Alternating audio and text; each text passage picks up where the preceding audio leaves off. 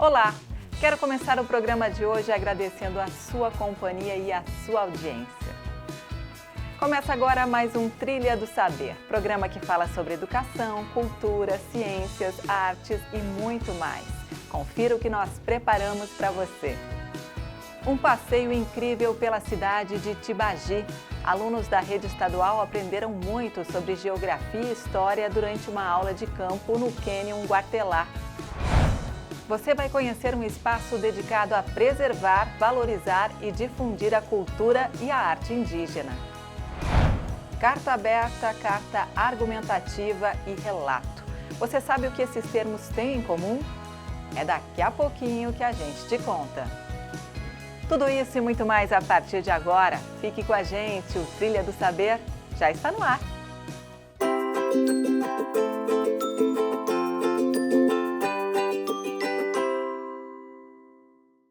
Um grupo de alunos da rede estadual encarou uma trilha de mais de 8 quilômetros lá na região de Tibagi, nos Campos Gerais, para encontrar uma paisagem de tirar o fôlego. E por lá, eles aprenderam muito sobre geografia e história.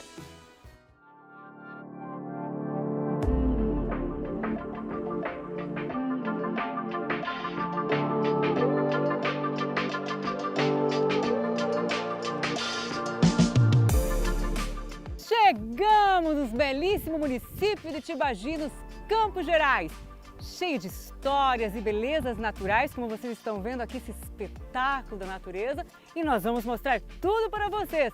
Então, vem com a gente nesta aventura pedagógica! Tibagi está localizada na região dos Campos Gerais, uma das cidades mais antigas do Paraná, que fica a aproximadamente 200 quilômetros de Curitiba. O topônimo vem do rio do mesmo nome que banha o município, que em Tupi-Guarani significa Rio do Pouso. São mais de 3.000 quilômetros quadrados de matas nativas, belezas naturais como cânions, rios, cachoeiras, morros, trilhas que proporcionam muita adrenalina com a prática de esportes de aventura na natureza. É uma cidade com muita história. E o garimpo deu o título de Cidade do Diamante, devido à grande riqueza vinda das águas do rio Tibagi. Em meio a tantos lugares encantadores, os estudantes do Colégio Estadual Leopoldina começaram a aventura pedagógica pelo Parque Estadual do Guartelá. Lá, eles tiveram uma aula de campo incrível, em meio às pinturas rupestres e admirando o cânion do Guartelá, cortado pelo rio Iapó. Simplesmente uma paisagem de tirar o fôlego. Eu estou muito empolgada, quero aprender bastante, aproveitar a natureza, escutar bastante os professores. Estou muito feliz de estar aqui. Dá a impressão que você está mais pertinho de Deus quando você está aqui. É um lugar lindo, a gente sempre traz nossos alunos para conhecer e eu venho para contar sempre a história para eles do nosso parque. Então esse parque se formou com o rio Iapó. Rio Iapó quer dizer rio que alaga. Ele nasce na cidade de Piraí do Sul e ele deságua no rio Tibagi. Na cidade de Tibagi tem uma pousada chamada Encontro das Águas e ele deságua exatamente nesse local. Então você consegue ver o rio Iapó, que tem uma cor mais barrenta, e o rio Tibagi, um seguindo lado a lado. E aí eles seguem juntos até se formar um só. Então esse rio passa e ele foi esculpindo. Então esse tipo de pedra, o arenito, ele vai sofrendo essa ação do meio ambiente, como vai sofrendo a nossa ação também, né? Então, por isso que o parque tem um número de visitantes, né? Não pode ter uma visitação tão grande, porque a ação do homem também prejudica. O cânion do Guartelá ele é o 6º maior cânion do mundo, em extensão, ele está no Guinness Book como o 6º maior, ele tem 32 quilômetros. Então, o cânion começa em Castro, na pousada do cânion Guartelá, e ele termina em Tibagi, na pousada Fazenda Guartelá. Nós, professores de História do colégio, decidimos já há alguns anos trabalhar a história de Tibagi. Até mesmo porque Tibagi é um município turístico, uma cidade turística, e os alunos de 9º ano estão indo para o ensino médio. Então, muitas vezes no médio eles podem trabalhar em alguma área ligada ao turismo. Então, no 9º a gente ensina toda a história de Tibagi. Professor, pensando agora na questão geológica, conta Certo. pra gente como que era isso daqui a milhões de anos. Há milhões de anos, que para o ser humano é relativamente difícil entender que seja 42 milhões de anos atrás, os continentes estavam unidos. E nessa evolução do planeta, resfriamento, houve a separação E aqui é um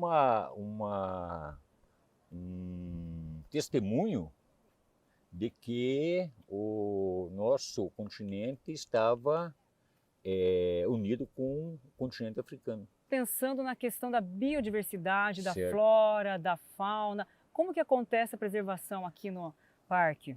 Hoje, ainda a biodiversidade aqui, ela existe por uma questão da quantidade que existia.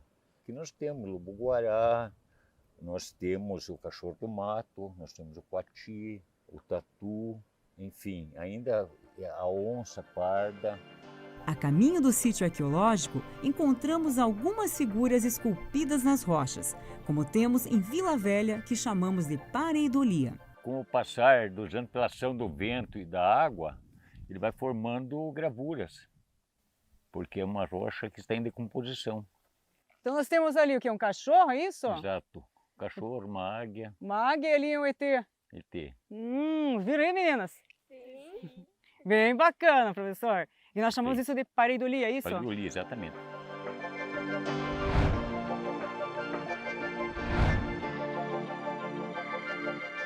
Chegamos no sítio arqueológico e eu queria saber de você, professora Débora, o que é arte rupestre? Então, Keila, a arte rupestre, ela é uma palavra, né, que vem do latim, inclusive, né? Que rupes, se a gente dividir essa palavra em duas, né? Rupes significa rocha e pestre, pintura. Então, se a gente juntar elas, pintura rupestre. Essas pinturas que a gente tem aqui, né, que tem inclusive em outros lugares do país, do mundo, inclusive, né, eram feitas por civilizações assim que elas andavam de locais em locais, né, povos nômades, né. Aqui a gente tinha os índios tupi-guaranis e os caingangues, né, que eram da região, mas também outros povos nômades. E eles faziam esses registros para mostrar o que tem na região, né, para os outros povos que passavam por aqui, os outros grupos, né, de pessoas, para registrar também a vida que eles tinham aqui, né, como que eles eram no dia a dia, né. Esse que era o objetivo mais do registro. Que material eles utilizavam para fazer essas pinturas? Até porque quantos anos, 7.000 anos, professora, 7.000 que tem anos. essas pinturas? 7.000 anos. Quais são esses materiais? Então, os materiais mais utilizados, né, por esses povos aí da pré-história, né, que é o início da história do planeta, né, a gente tem registros aí, né. Então, sangue de animais, o barro, né, a argila, e o pigmento, né, para pegar a cor, para pegar a tonalidade mesmo, o óxido de ferro, né, que vem de uma rocha específica, né, que é a pedra-ferro. Esse material que eles utilizavam aqui, né, para fazer as pinturas, também é o mesmo material que os indígenas utilizavam e utilizam ainda, porque nós ainda temos tribos indígenas, né, espalhados por todo o Brasil, né, inclusive nas regiões andinas, né, que é o engobe.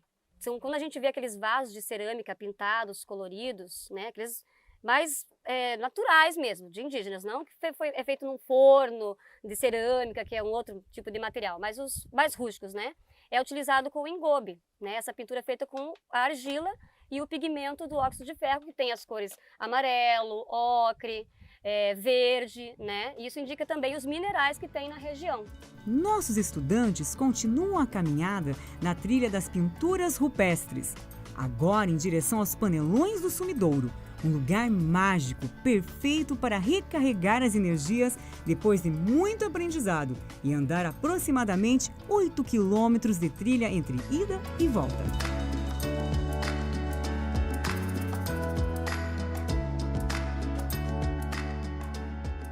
Professor Marcos, como que se formaram os panelões do Sumidouro? Os panelões ou sumidouros é bem fácil de explicar. Por ocasião da formação desse relevo, que é o arenito furnas, ele é uma rocha, um agregado de minerais, e que está sempre em constante desgaste.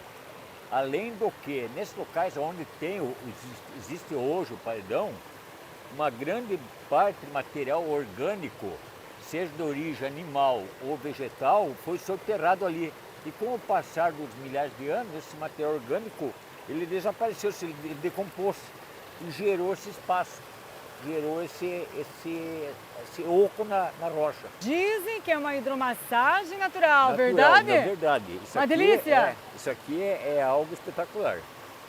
A pessoa se reenergiza, porque agora nós estamos nessa caminhada aí, em poucos minutos nós sentamos aqui e já começa a sentir o restabelecimento da energia. Sim. Realmente é.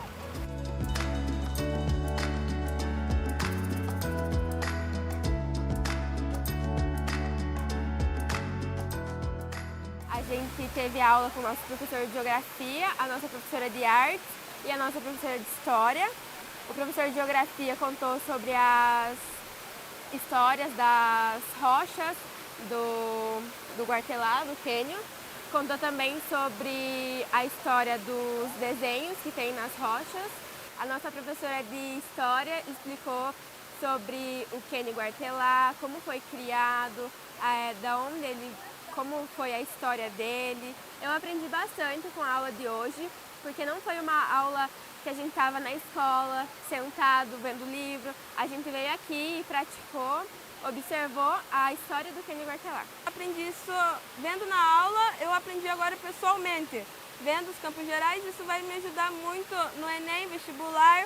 Depois desta aula incrível no Guartelá, nossos estudantes foram conhecer a usina hidrelétrica Tibagi Montante. E lá aprenderam sobre a produção de energia limpa e renovável e a importância deste tipo de fonte energética para o crescimento econômico e a conservação do meio ambiente.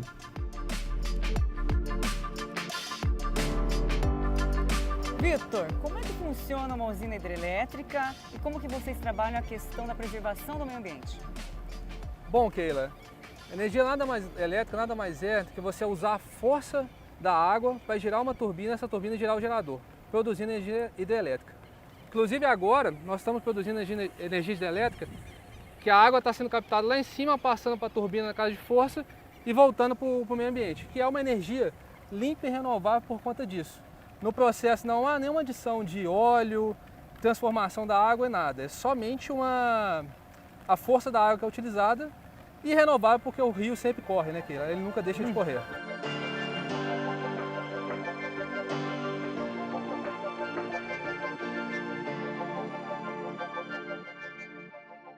Vitor, o que garante a segurança de uma barragem?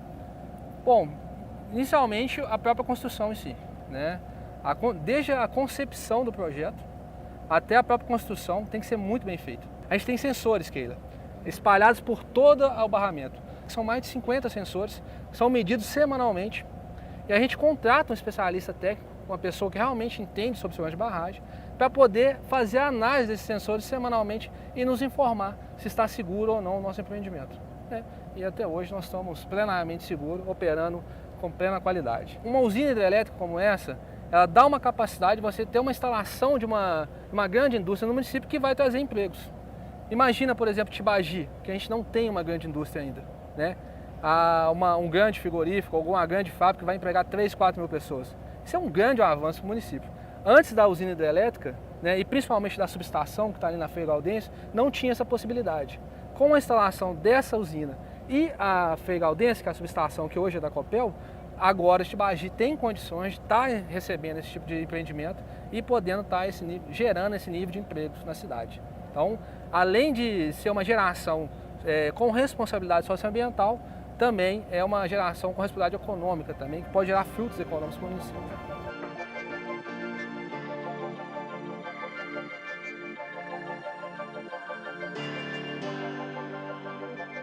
Vitor, quais são as ações ambientais aqui da usina?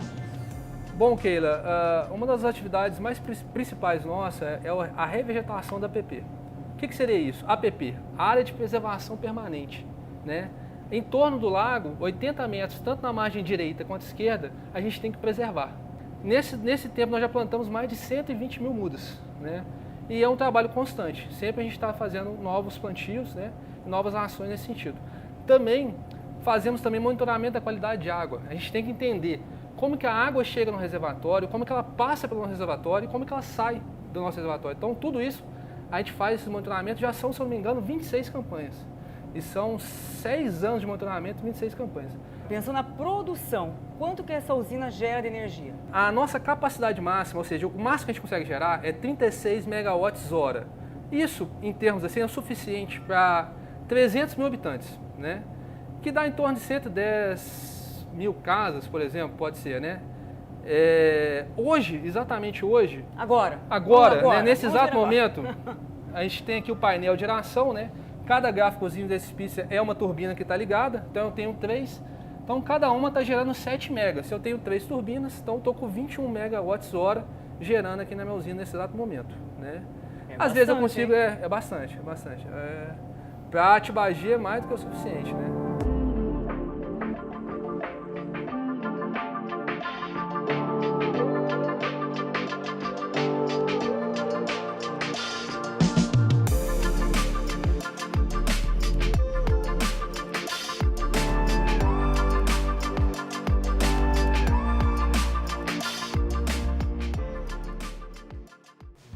Mais conhecido como MAI, o Museu de Arte Indígena é um espaço dedicado a preservar e difundir a cultura desse povo tão importante na história do Brasil.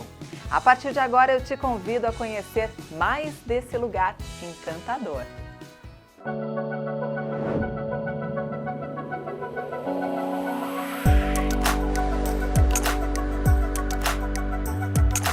Conhecer a cultura indígena do Brasil é conhecer uma das mais interessantes relações com a natureza. As crenças e os rituais de diferentes povos indígenas vão além de eventos mágicos e espirituais, possuem uma profunda conexão entre o homem, a natureza e as mudanças que ocorrem da infância até a velhice. Esse foi o motivo que trouxe um grupo de estudantes de diferentes cursos técnicos do CEP Newton Ferreira Maia, da cidade de Pinhais, no estado do Paraná, até o Museu de Arte Indígena, MAI. Aqui, os estudantes tiveram algumas experiências de uma visita guiada por todo o museu. No primeiro momento, os estudantes entraram em uma releitura de uma oca xinguana, característica dos povos que vivem no Parque Indígena do Xingu, localizado no estado do Mato Grosso, região centro-oeste do Brasil. Conheceram como essa construção é feita e passada de geração a geração, e sentiram uma amostra de como é estar dentro de uma oca e os motivos para ter apenas uma entrada de luz natural, que vão de manter a temperatura estável no seu interior e a importância para a segurança. Os estudantes aprenderam sobre a distribuição de funções de todos que estão na aldeia e sobre o cuidado com as tarefas destinadas a mulheres e homens. Essas funções possuem relação com os elementos da natureza. Por exemplo, fazer os cocares é uma arte masculina e podem levar até mais de 2 anos para serem feitos. O cocar é feito de diferentes maneiras e formas por cada povo indígena. Hoje, no Brasil, são mais de 300 povos indígenas e mais de 280 línguas faladas. Cada povo possui uma língua-mãe, e a língua portuguesa é inserida apenas quando o ensino sai de dentro do território da aldeia. Entre os rituais, um dos mais famosos é o que marca a passagem dos meninos para a vida adulta. É o ritual da tucandeira. Essa é a forma de iniciação masculina do povo Sateré-Maué, que vivem na Amazônia, na região norte do Brasil. O ritual é feito para demonstrar força e coragem e acontece quando os meninos vestem a saaripé, uma luva feita de palha, cheia de formigas tucandeiras, que possui uma ferroada dolorida, e os meninos precisam resistir o quanto puderem para passar por essa iniciação. A experiência foi interessante, é muito bom poder sair da escola, trazer os alunos para o espaço diverso. Como professora de Sociologia, a gente sempre trabalha com eles essa questão sobre os povos indígenas, de não pensar a questão apenas atrelada ao passado, e sim a gente tem que ter dimensão das questões políticas que envolvem hoje a luta dos povos indígenas por direitos. Uma nova forma de ver as culturas, ver os valores e ver o jeito como as pessoas vivem. Essa quebra de visão, de que o indígena ficou no passado, preso ao passado, de que a cultura indígena está morrendo, de que há uma perda cultural, isso, com a visita aqui, a gente consegue que o estudante ele tenha um olhar diferente, que ele veja que há sim uma diversidade étnica, de linguagem, de expressão no território nacional. E mudou a minha relação com como eu enxergo a natureza, como eu enxergo o jeito de viver. O Museu de Arte Indígena reúne um acervo diversificado de peças originais, entre arte plumária, cerâmica, cestaria, instrumentos musicais, máscaras ritualísticas e objetos utilitários. Funciona de segunda a sexta, das 10 até às 17h30 e aos sábados das 10 até às 17 horas. Para agendar uma visita e mais informações, acesse www.maimuseu.com.br.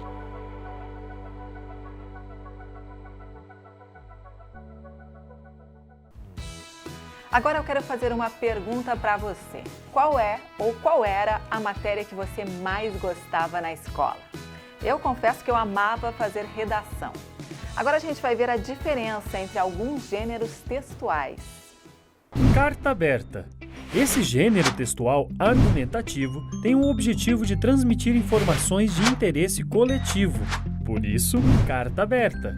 Ela é destinada a várias pessoas, sindicatos, algum público, representações, comunidade, entre outros.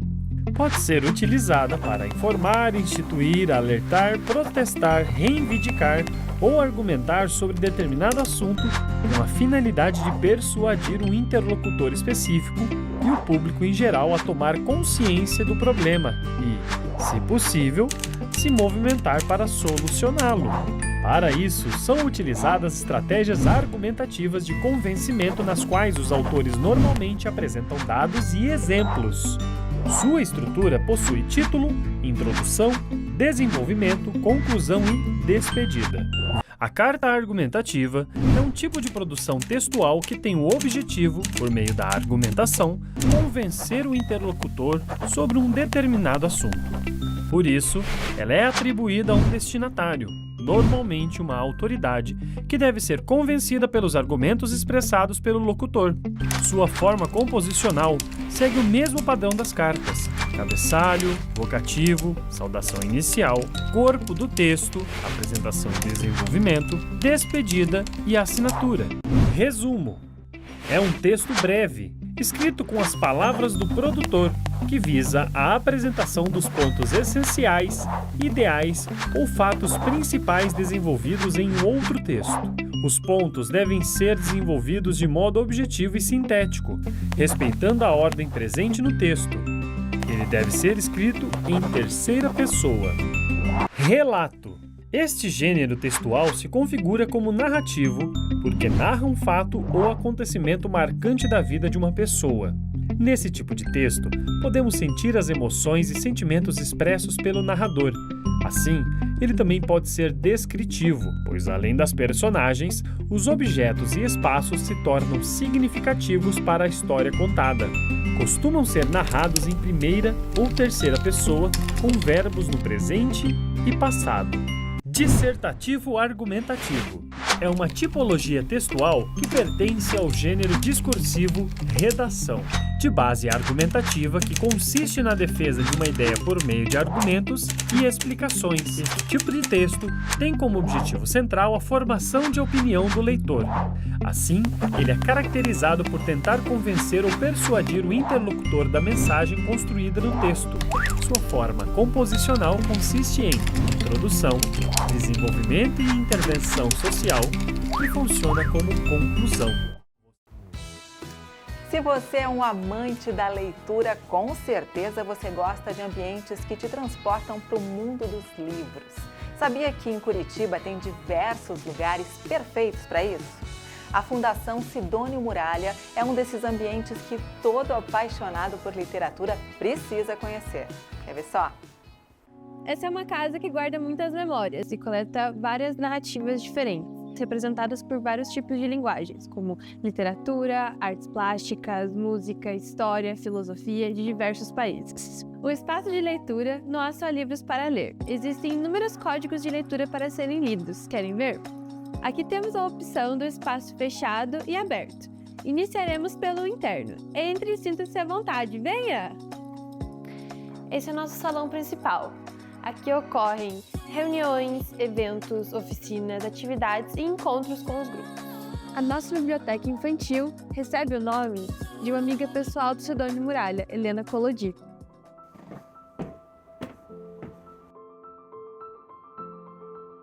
Aqui é a nossa biblioteca infantil e o nosso acervo está aberto para visitas, pesquisas, atividades e oficinas no geral.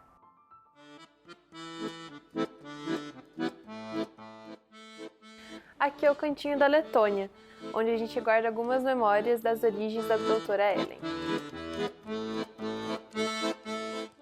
Aqui na Fundação a gente recebe grupos e imigrantes da Letônia que se encontram aqui para rememorar os seus tempos na Letônia, e nesse espaço a gente abrange uma vasta biblioteca com livros na língua original do país. E aqui é nosso ambiente aberto. Esse é nosso jardim, onde a gente realiza nossas atividades externas aqui da Fundação.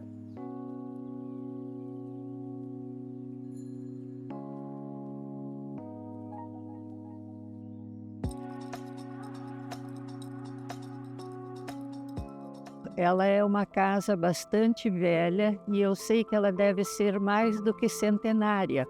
Eu, muito apegada a esta casa, não quis me desfazer dela. Essa casa não é uma casa nascida no sul, ela é uma asa voando no azul. Quando meu marido, o poeta Sidônio Muralha, faleceu em 1982, o nome dele foi dado a uma biblioteca da Fundação Cultural de Curitiba que ainda estava iluminada. E ali funcionou, então, durante vários anos, uma biblioteca municipal Sidônio Muralha, uma biblioteca infanto-juvenil. Houve interesse de transformar de desativar a biblioteca. E com essa tristeza que me causou a desativação dessa biblioteca, houve a ideia com a Maria Ângela Monteiro Raio de fazermos uma fundação.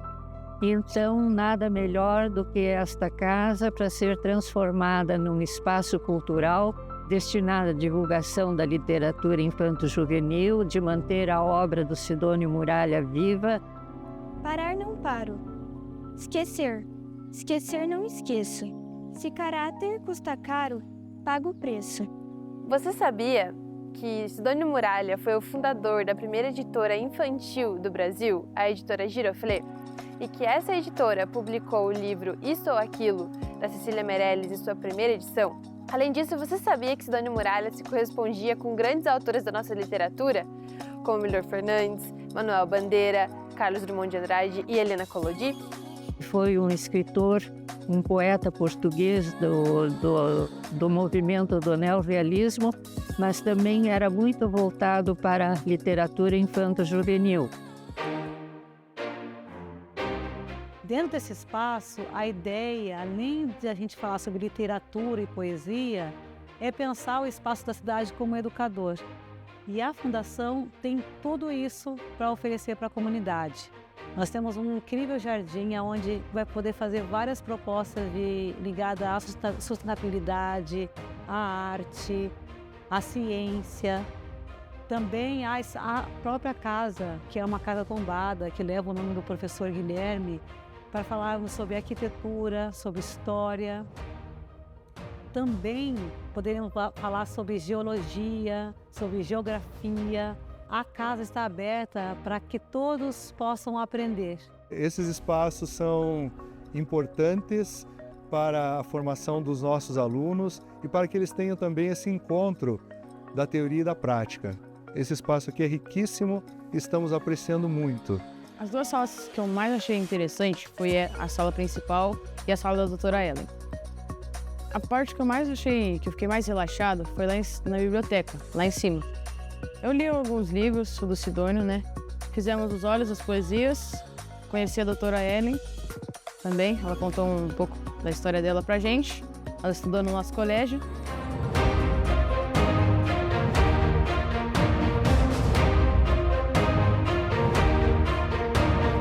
Aqui na Fundação Sidônio Muralha você encontra livros, é claro.